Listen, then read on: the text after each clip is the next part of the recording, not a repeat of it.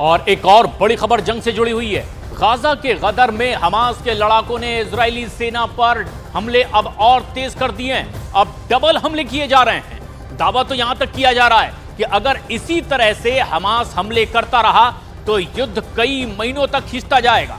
और कहा यह भी जा रहा है कि अब हमास इजराइल के खिलाफ खुफिया युद्ध भी लड़ना शुरू कर चुका है।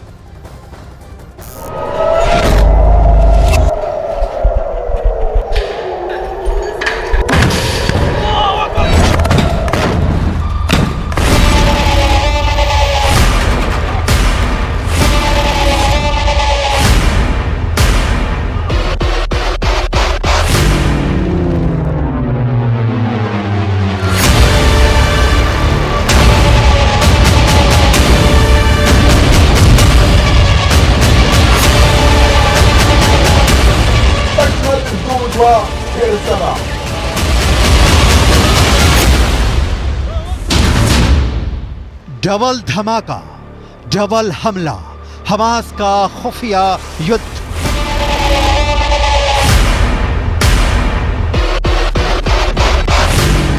हमास के 45,000 लड़ाकों में से कितने सुरंग के अंदर और कितने जमीन के ऊपर से इजरायली सेना पर हमला कर रहे हैं, इसे लेकर ना तो अभी तक मोसाद कोई खुलासा कर पाया है और ना ही अमेरिका की खुफिया एजेंसी को कोई भनक लग पाई है। लेकिन मिडिल ईस्ट की मीडिया से जुड़े जानकारों के मुताबिक हमास इजरायली सेना पर वैसे भीषण हमले नहीं कर रहा है जैसे उसे करने चाहिए थे। कुछ खबरों में दावा किया गया है कि भले ही इजरायली सेना दावा करे कि वो गाजा सिटी के बीचों बीच पहुंच चुकी है, लेकिन हकीकत में इस दावे पर पश्चिमी मीडिया के वॉर एक्सपर्ट्स अब सवाल उठाने लगे हैं। इजराइल के 34 से ज्यादा सैनिक जमीनी हमले के दौरान मारे जा चुके हैं। हम आपको पश्चिमी मीडिया के दावों के हवाले से बताने जा रहे हैं कि इजराइल सेना पर डबल धमाके के साथ डबल हमले की तैयारी हमास ने हिजबुल्लाह से मिलकर कर ली है।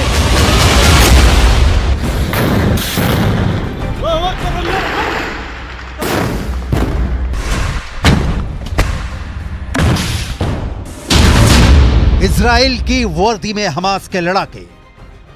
लगता है इस बार इजरायली सेना, इजरायली खुफिया एजेंसी मोसाद और बीना शेत हमास की ताकत और वॉर प्लान को समझने में बुरी तरह से फेल हुए हैं।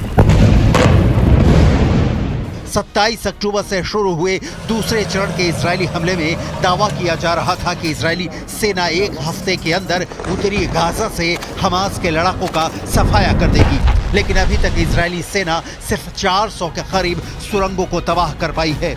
इधर हमास ने फिर दावा किया है कि उसके लड़ाके इजरायली सेना को उत्तरी गाजा में हरा देंगे। आखिर हमास इतने बड़े दावे कैसे कर रहा है? कुछ खबरों में यहाँ तक दावा किया गया है कि हमास के लड़ाके इजरायली सेना की वर्दी पहनकर हमले कर रहे हैं।